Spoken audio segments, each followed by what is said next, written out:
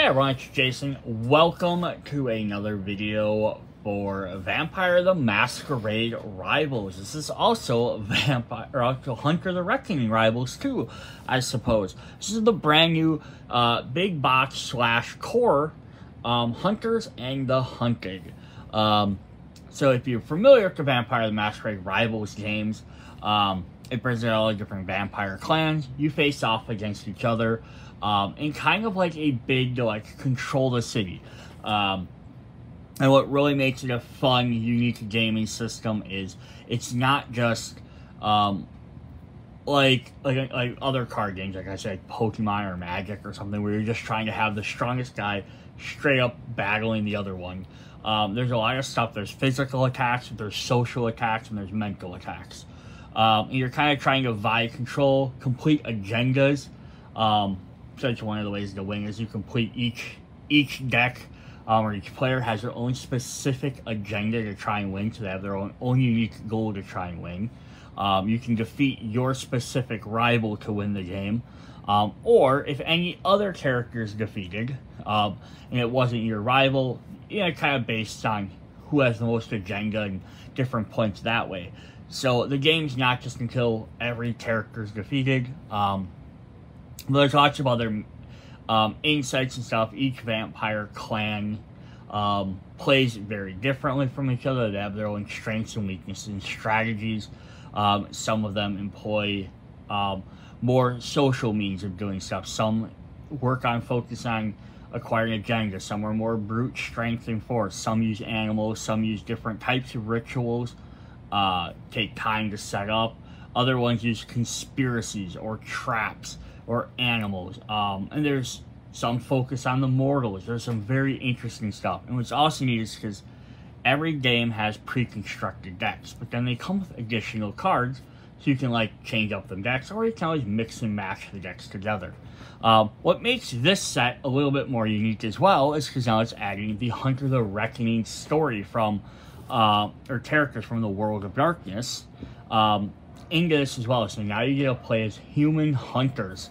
It also adds extra like monster decks, and they, for the most part, play the exact same way. They have little changes in this and that, names of stuff, how they work, but like the core gameplay plays the same. So although you can't combine a vampire and a hunter deck together, it can mean that like 3 players can be vampires and then 1 player can be a hunter, or 2 hunters. It also brings up the great fact of they might additionally make some Hunter the Reckoning rival sets, where maybe then they just have some of these where the hunters are maybe like trying to compete to see who can defeat the most monsters, or adding more sets like this where it's 1 hand's a vampire, 1 set's a hunter. It'd be interesting to see what they do. Like I said, this is a core set, so it's going to have all of the different stuff you need to be able to play. 4 players, there's 4 different decks, 2 vampires, 2 hunters, has all your tokens and all that. And again, mixes and matches with all the other expansions, with that minor exception of hunters can't use vampire cards. So only cards in this set currently can the hunters use. So until they add more hunter stuff, the hunters are a little bit more limited on what they have access to. But the vampires can do a lot of other stuff. So we do have the rulebook here, and I'm not going to go through the entire rulebook. I've done that in my first vampire video, but I do want to point this out, that if you are either a brand new player or a reoccurring player, even if you don't pick this game up, but you pick up one of the other sets or one of the older sets, I would recommend at least going to read or download this book. It has it's a very good updated rule book for the game. So it has your how to wins in here. For experienced players, some of the changes to the rules. So we do have, I'm just going to kind of go over that, just so people, so in a 4-player game, 2 players can hold each other's rivals' tokens. Or cannot hold each other's rivals' tokens. So that essentially means that if I'm playing, in a 4-player game, 2 players cannot hold each other. Oh, so that basically means if I'm playing you know, player A, B, C, and D, player A and B can't have each other's, they can't be each other's rivals. So you have to be like, if A is B's rival, then B has to be somebody else's rival. Makes sense. When attacking, you exhaust and announce the target, getting intel prior to the beginning of the attack. And then new relentless abilities may be used after the intel but before entering attack. Superficial damage defeats mortals. If your vampire with the prince title is defeated by a vampire you control, the prince title returns to the streets. The character you control loses prince during your turn. You cannot perform or claim the prince that turn. Antagonists is set mostly trigger when your party enters the streets. And agenda wins at 13 agenda is now a core rule and no longer printed on agenda cards. So it's actually a really cool thing they did there, because it's the same for every card, so they just basically took off reminder text. But yeah, so there's a lot of interesting other stuff in here. It kind of breaks down your whole setup of the game. All your different stuff, which the base game did as well. I don't have a problem with the base rulebook doing that. It's a really good rulebook. But what makes this even better is now we have all these game terms here. Okay, yeah, hard for you to really see with all of this, but it adds stuff from, this is like all the core stuff. It adds stuff that's added in from this game. We're going to, even as we keep going through again, I'm not going to go through every little part, but it breaks down all your different phases very well. First round, how to do stuff, making attacks, attack sequences, all that different stuff. But what I really loved is then they started doing is they really broke down the abilities. So how activated abilities work, how ongoing abilities work, how attaching titles, character abilities, getting into like, that, again, all the basic ones. Relentless is a brand new one in the set. Our other rules for doing damage and to pour, all that stuff. Just breaking down all these other different things. But then it also gets into like how attachments work, curses, retainers, how schemes work, influence works. So it's breaking down each different type of card and core mechanic. How conspiracies all work, traps. Because some of these were only available in certain expansions. So it's really nice that they kind of put it all together. Like, even here we have rituals. It breaks down the blood sorcery and the oblivion rituals. We're in two different sets. Animals, Dialabre, which again was, there's two different types. There's authorized and unauthorized, and it kind of explains how all those work. Solidarity, which is only from, so far, from the Justice and Mercy expansion. Wraiths, ghouls, which are from other expansions, which, again, they might add more later. But it's really cool they brought them all in one book. As well as explaining all the different tokens for everything. How to customize your decks. And then finally, they have the specific section in the back here just for hunters. So hunters work a little bit different, so I'll get into them more when we get into the hunter decks, which will probably be part 2 of this video. I'll do part 2 as we'll do the hunter stuff, and then a new Rio de Janeiro deck. But yeah, so even if you're familiar with this game, you have the core set, or if you decide to opt out of this because it only has the hunters and 2 vampires, and you want to get the regular core, the older core set first, I would recommend at least downloading or going through this rule book for all your future rules. Alright, so then we have all our tokens here. We have a bunch of the no influence. We have our 4 different colors. There are leader tokens. We have fear tokens, minus blood potency. Our agenda tokens, our rival tokens. If we flip these over, you know, just the other side of fear. So it's also neat with these leader tokens now is you have party secrecy, +1 on the back. And on the other side, it's just +1 influence. The 1 influence is how vampires play. And the secrecy side are how hunters play. They actually gain 1 secrecy until they start attacking. So it kind of gives them a chance to build up their forces before they defend. And then we have all of our prestige in our 4 new colors: white, light blue, green, kind of like reddish pink, I'm going to call it pink, and then purple. So you get 5 new colors. You might be like, why do I have 5 colors when there's only 4 different clans? This goes for 2 different reasons on why we get those extra ones.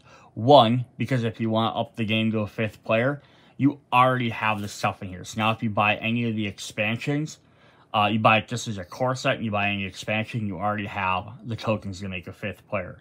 Previously, the base game only had 4 different colors, and you had to buy 1 expansion.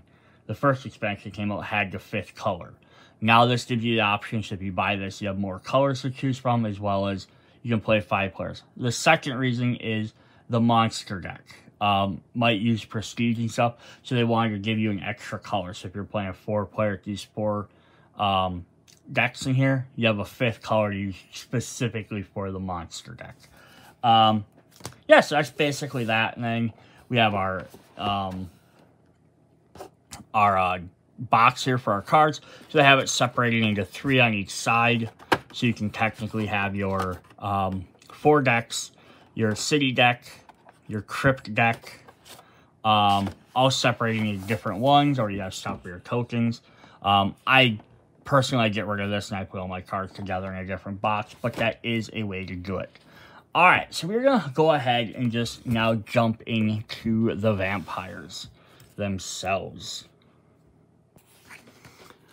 Alright, we're going to start off with the Ministries. So the Ministry are a clan of faith and lies who leverage heresy and temptation to achieve their aims. These traits manifest in their perversion of conspiracies and ongoing cards. Their conspiracies target all who fail to buy into their chicanery. Ooh, haven't seen that word wrote down in a long time. Well, their ongoing cards are so powerful they must steam them into play. Usually disciplines of obfuscate and presence to tamp down on the influence of the other clans to keep them from meddling in their affairs. Protean back up all their wills when it's time for diplomacy has ended. So yeah, this is kind of like the religious sect of the vampire clans. So we're going to start off with our 7 main ones here. So we have Kangara, who has Attacker. When this attack deals +1 damage to the target for each face-down card you control with +2 prestige on it. So right there, they're going to use them conspiracies to stay down. And you might be like, sorry for people, like, again, I know this is a core set box, but if you're not sure how these work, go back, check out the original video, or if I eventually if I add a how-to play video, you can look up that too. I might try and do that to go through all the rules. But I'm not going to go through what all these different terms mean. We just want to see what the cards are. Here we have Seraph. +1 influence for each character with the, and that's going to be obfuscate in your coterie, so your clan. It's kind of cool. Matthew. The first time resolve a conspiracy during each of your turns, gain +1 prestige. If you're the only contributor to it, gain +2 instead. Nice. Nice, you get some of your stuff back. Giselle, who has guard. When this character blocks an attack, putting no influence token on the attacker. Then we have Jimmy. Exhaust. Put 1 prestige from target general player supply face down on cards you control. Uses only in the streets. Oh, basically he forces someone else to essentially help him because now their token's now on there. Interesting. And then Ara, or Ira, not sure how that's pronounced. Face down cards you control cannot be targeted by foes. And our final one is Hakim Awashu. This character has +1 influence for each ongoing scheme you control. Very nice. Our agenda for them, which, as a reminder, the agendas can be used with any different clan, or different groups. So these are more specified towards their particular character. Same thing with the Havens. To start your turn, if you control +1 face down card with one prestige on it, gain 1 agenda. The first time resolve a conspiracy during each of your turns, gain 1 agenda. Nice. The longer your cards stay down, you'll keep gaining them. Which is kind of an interesting thing, because then it might invoke other players to be like, hey, like how much do you need to complete that? You need like 2 more to complete that. Let me throw 2 on there and help you out, because they might want to suffer the effects of the conspiracy so that you're not gaining an agenda every turn. But as long as it says if you control +1, so if you control 4 or 5, it's not going to matter. But if you only control 1, they might try and help you complete it quicker just so you're not gaining an agenda every turn. Suffer the effects of 1 conspiracy or scheme or whatever it is, trap, versus having to worry about losing agenda every turn. The Temple of Set. When your leader defeats a character, you may put 1 prestige from your general supply face down each card on a card you control. Not each card, a card. Nice, that's pretty powerful. Alright, so then we have 2 copies of our clan-specific Cobra form attached to the acting character. This character has +1 secret. Attacker, detach, add +1 aggravated damage to the target. This is where they're kind of saying where they use the protean. They become snakes if they need to defend themselves. We have 2 copies of Dark Money. Unhosted action ongoing. For every 2... oh no, this is Obfuscate. I forgot what the other one was, because Obfuscate's the one that has nothing. In your coterie lore, each foe is influenced by 1 during schemes to a minimum of 0.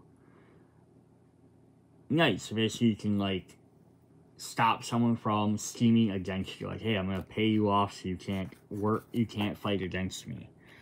3 copies of Plots Within Plots. Influence Conflict. Should I put this card into play? Ongoing. Exhaust. Place a trap or conspiracy face down at no cost. Oh. And then you don't know which one it is either. Very fun. And then they have Pay Tribute. Place this card face down and put 1 prestige on it. Carol Conspiracies. This card has +3 prestige on it. You may resolve it during your action phase. Target each foe who did not contribute and steal 1 prestige from them. If only 1 target, steal 2 instead. Oh, that's fun, because lots of times the conspiracies only target... You have to target a specific player who didn't help. So if like 2 people didn't help, you have to target 1 of the 2. This penalizes everybody. 2 copies of Snake Oil. If this card has +2 prestige on it, you may resolve it during your action phase. Each player who contribute readies 1 character in their coterie. That's a great way to help out your help some of your allies. And it's Snake Oil, because the thing is you're probably going to try and, hey, come on, put some points on here and we can go ahead and just, but you can just decide when you want to do it, right? Even if everyone helps, you know, hey, I can really use a ready character. You don't have to do it for 3-4 turns. Although if you make a deal with them, you'd have to. 3 copies of Shed Your Skin. This card has +2 prestige on it. You may resolve it during your action phase. Target each foe who did not contribute. They each discard 1 library card at random. If only 1 target, 2 cards instead. Oh, these conspiracies are really punishing players that don't help out. 3 copies of Snake in the Grass. If this has +3 prestige on it, you may resolve it during your action phase. Target each foe who did not contribute, and they lose 1 agenda. If only 1 target, steal 1 from them instead. 3 copies of Charmer, ongoing scheme. Influence Conflict. Should I put this card into play? Ongoing. At the start of your turn, you may exhaust the target character. Very helpful. And our last action cards for this set will be 3 copies of Believer. Influence Conflict. Should I put this card into play? Ongoing. At the start of your turn, draw 1 card. Yeah, extra cards every turn isn't bad. Alright, then we do have 2 copies of Persecution, which I believe this is the first time or maybe the second time influence modifiers have been in a deck, like to start with. They've had them, you can add them in, but usually they don't come with them. But gain 2 influence during this action or event. Gain additional 2 influence for each foe who exerted influence against your choice of yes or no. These are great for using on them schemes. Place it down, gaining additional 2, and then I was saying you could potentially gain up to 6 more if 3 other people go against you. Really cool. 3 copies of Shifting Organs. A range, physical, and mental reaction. If you have Obfuscate, get +1 defense. If you have Protean, Dialobrate cannot be performed against a character this turn. Oh, that's actually cool. A defense against a specific ability. 3 copies of Coiled Snake. The physical attack for Protean, +1 damage for each 2 unattached face-down cards you control. Very, very powerful. In this deck, Subterfuge, social attack. Got snake coming out of his mouth. +1 damage for each conspiracy, anger, trap you have resolved this turn. Then if you have Obfuscate, you can target it. Interesting. Then we have another social attack. We have 3 copies of Lingering Kiss. At the end of this attack, you may attach this card to the target. Presence is what the little symbol is. At the end of this turn, you may attach this to the target. At the start of this character's turn, if this character is not at maximum health, put a -1 blood token on them. And then finally, we have 2 copies of a mental attack called Awe. That guy is going to fall in that hole or get hit by a bus or something. For 1 presence, you gain no influence token on the target, so not bad. If you have 2 of them, though, it does an extra point of damage. Very, very cool. Alright, so that's our ministry. Yeah, that's our ministry. Yeah, so some definitely interesting and different cards they have in there. Lots of conspiracies up in other decks that use conspiracies and traps as well, so you can see how they might mix together with them. Very interesting. Very good. Alright, up next we have our other vampire group. This one is very different. The Kadif are clanless vampires who band together for protection. Some have been abandoned by their sires if the vampire returned them, while others are abandoned by other members of their own when they did not present themselves in the right way. Some of Kadif's are just too independent to follow such rigid structures. So the Kadif and rivals have a wide variety of previously unseen mix of disciplines, and each have 1 or more discipline that other vampire clans of similar costs. The Kadif strategy involves gathering many different disciplines as possible. You'll always find the masters of the discard pile. As a group often called trash, they prove their hidden gem among what is usually thrown away. So these guys are a mixture of essentially all the different clans. So it kind of goes in like, you normally have like the regular 13 different clans, and then you had like the Thin Bloods who are almost non-vampires, and then you had the Solibri, who are like solitary vampires, they only want 1 out at a time, and these guys are kind of like the mismatch of everybody. So you're going to get a lot more different symbols. Their downside being, is that they're like, I guess their downside being, they don't have any clan-specific cards. So there's nothing only they can do. But let's go ahead and look at them. So we're going to start with a Lucky here, who has, he also starts a little bit less. They start at 5, while actually the other guys start at 6 or 7. So when you recruit a character, if they add any new disciplines to your coterie, draw 1 card and have all foes characters have -1 defense this turn. We have Hope. If you would lose or be forced to spend prestige during an attack, you may discard X cards to reduce that loss by X. So yeah, she has Animal, I can't remember what it's called, Presence, and Blood Ritual.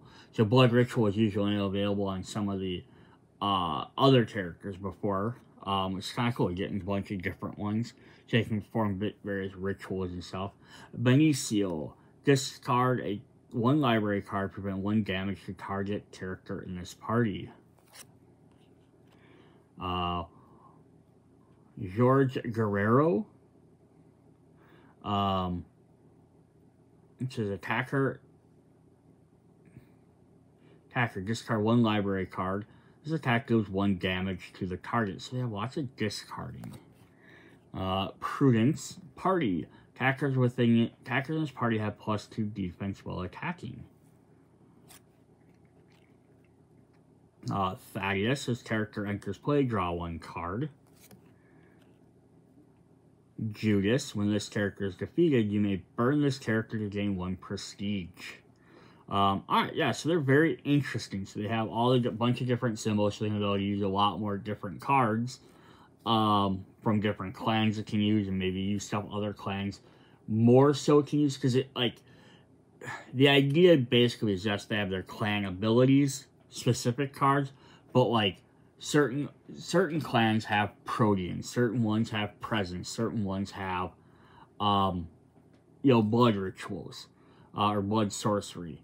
So, like, there can be multiples that have the same one, but it's usually, like, of the, like 14 or 15, 16 different clans, I think there's at this point. Like, typically, like, only, like, 2 of them have one, 2 of them have the other. So they're kind of spread out. They have a little bit of overlap, but there's no one that, like, dominates anything. These guys are just like, yeah, we'll do whatever. So it'll make for an interesting kind of deck. It might also be an interesting way to, like, if you're used to just playing the constructed decks with one type of thing, this might be an interesting way to play a constructed deck that's going to utilize a bunch of different mechanics. We'll have to see what's actually in the deck. But it might be a way to get used, like, kind of get you used to, like, hey, I can mix and match these 2 different clans together. Kind of an idea. Birds of different feathers. At the start of your turn, if there are 6+ disciplines or edges in your coterie, gain +1 agenda. Edges are the hunter versions of discipline. So they just had to list that on there because hunters can use this as well. So I did not point this out before, but there's this little HV in the bottom corner, Hunter and Vampire. So if a card has that, hunters can use them. If they don't have one of those symbols, which most vampire cards don't have those, only a vampire can use them. So all agendas, at least it should be, all agendas and havens and stuff in this set should be HV. The only problem is that all the previous stuff were just vampire stuff, hunters can't use. So again, their decks are very limited. So yeah, I'm not sure if that retcons back to all the different havens and agendas. But yeah, here so we have the clubhouse. At the start of your turn, draw 1 card for every 4 different disciplines or edges in your coterie. Then discard 1 card. So they're definitely not bad there either. Alright, so then we have our action cards. We have Not Forgotten, an ongoing card. For each different discipline in your coterie, shuffle 1 random library card from your discard pile into your library. Ongoing, at the start of your turn, if you have 2 or fewer library cards in your hand, you may draw 1 card. Okay, cool. So, for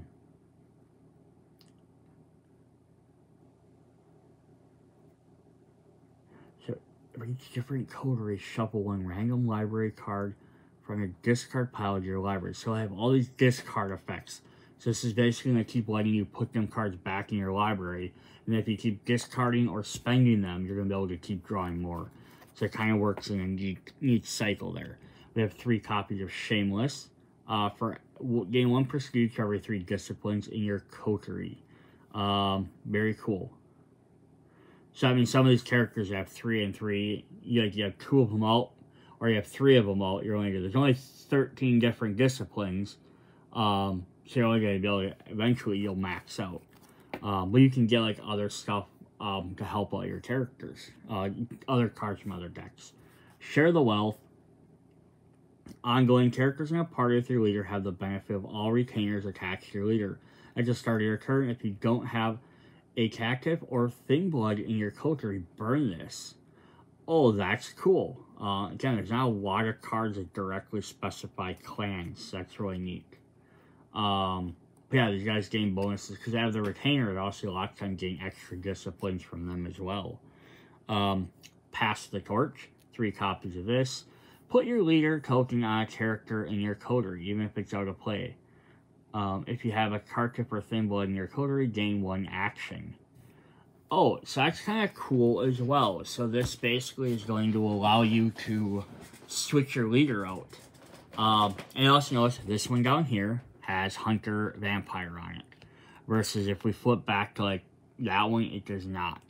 So this is one where yeah, a Hunter could also swap their leader token as well. 3 copies of Hasty Embrace.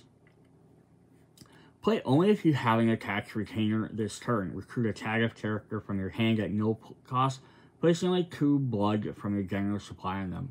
Then attach the retainer to that tactic. Does not trigger attached effects, then gain 1 unhosted action. Interesting. Cool, so basically you can turn, essentially you're turning that person into a new vampire for you. That's neat. 3 copies of Learning the Ropes.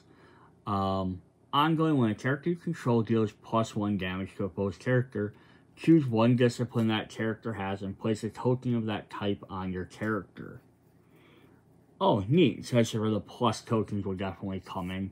I don't think we got any symbols for them. No, we did not.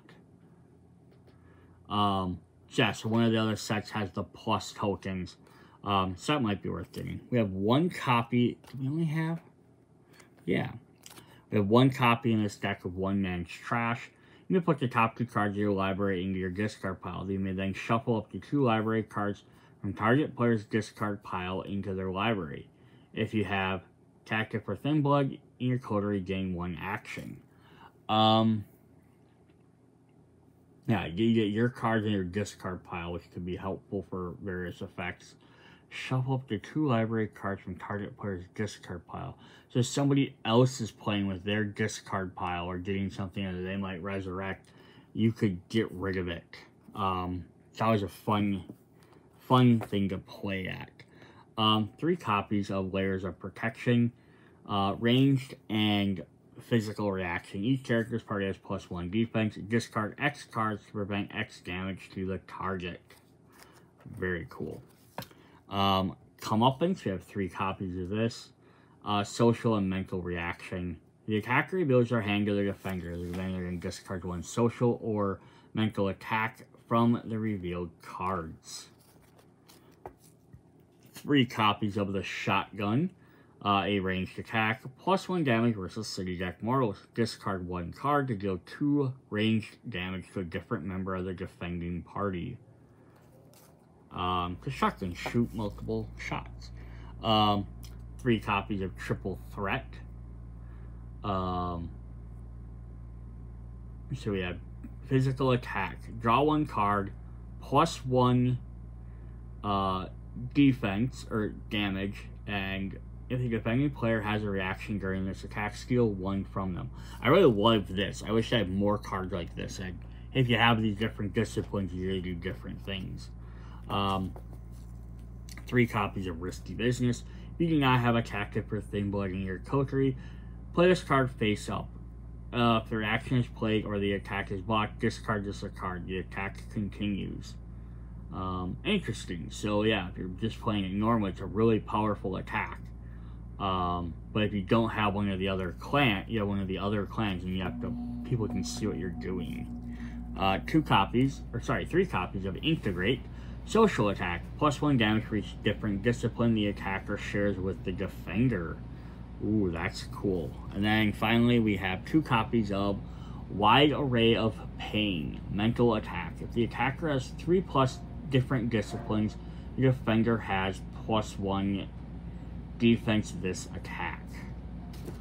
Alright, so that is really cool. So those are all of our those are our 2 vampire decks.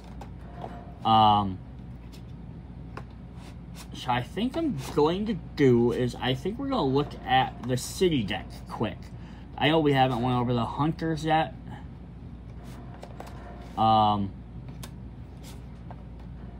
can find the city deck, there it is. We haven't went over the hunters because the hunters have monsters, a couple other different rules. I want to do that in part 2, and I want to do the crypt last because there's cards that'll be from both decks in there.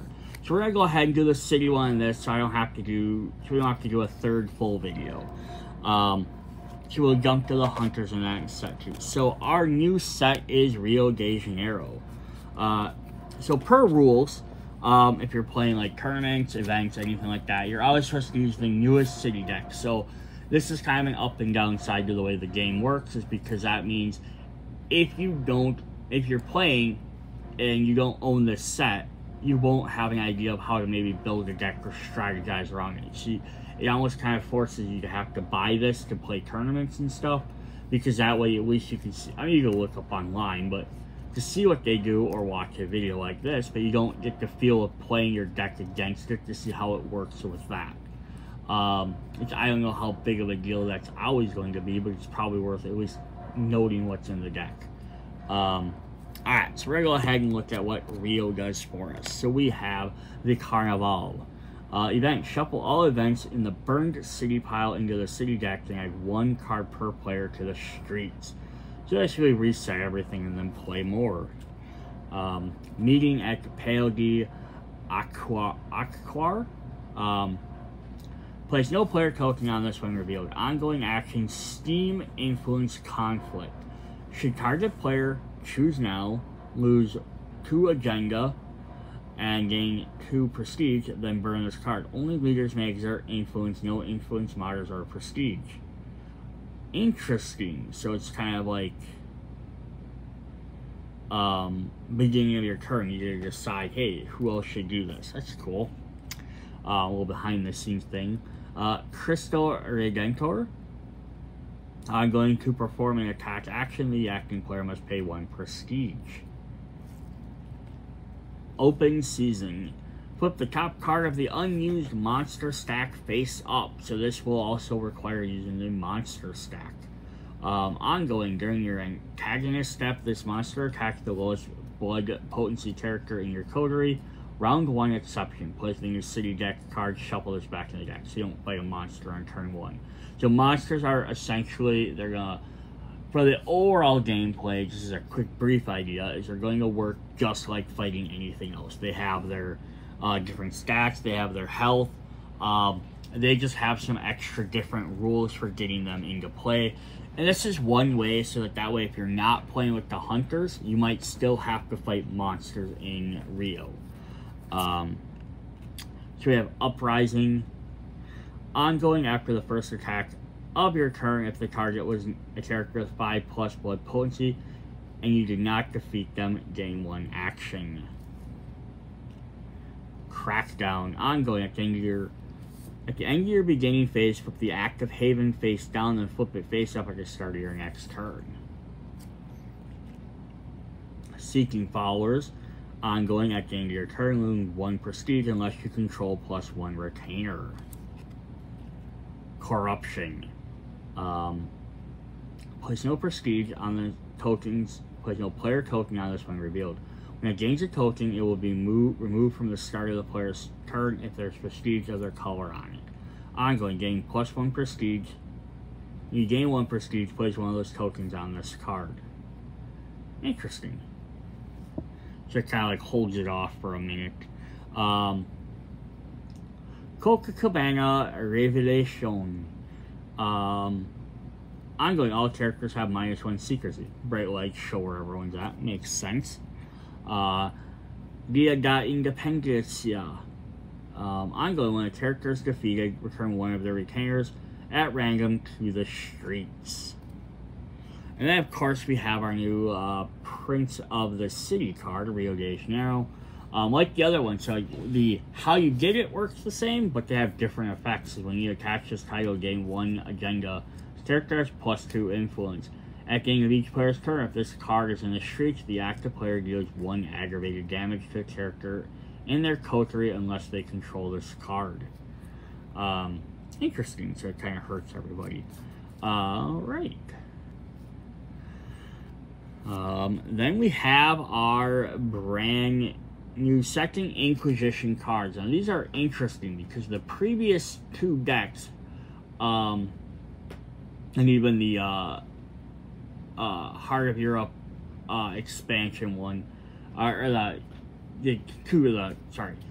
the Heart of Europe and the base game ones, they had all 4 Second Inquisition characters played the exact same. They had the same effects. This one's different. So this is the BOPE, which does have a name for it.